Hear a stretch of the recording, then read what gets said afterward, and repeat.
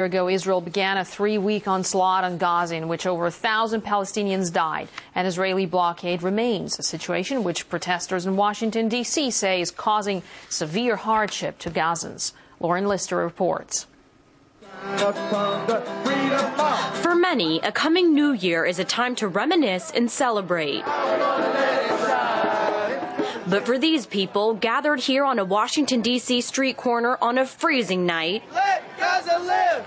Lift the blockade! It's a time to protest, mourn, and bring attention to the plight of others across the world.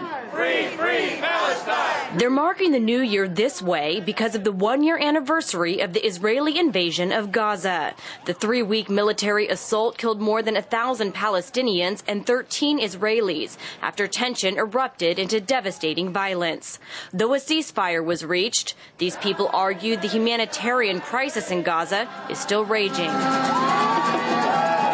What's happening now is deplorable. It is one of the greatest human rights issues in the world right now, and is completely ignored by most of the media. The answer is in Washington. Ignored by the media, and they say ignored by governments. The U.S. plays a large role in what's going on, not only by supporting Israel, but by supporting Egypt. But not ignored by people like these, taking part in similar protests around the world. And at the border between Gaza and Egypt, demonstrators try to get into Gaza to join a larger rally, calling for the crossing to open and allow essential supplies to reach the people. For some, this rally means more than showing support. This man's family lives in Gaza. There is no financial aid getting in. There is no food, no medicine, nothing is getting in. It's a diverse group that came out here calling for peace and to lift the blockade. It includes Palestinians, but also many Israelis, Jews, and Jewish organizations.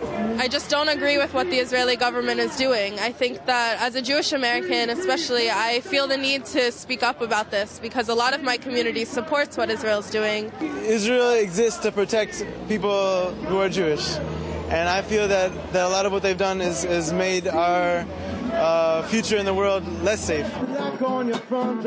Schneier spreads this message through music. His band includes both Palestinians from Gaza and Israeli Jews. He believes the interfaith message is growing in his religious community. There's more and more Jews who are now saying, really what's good for the Israelis is also what's good for the Palestinians. And it's not...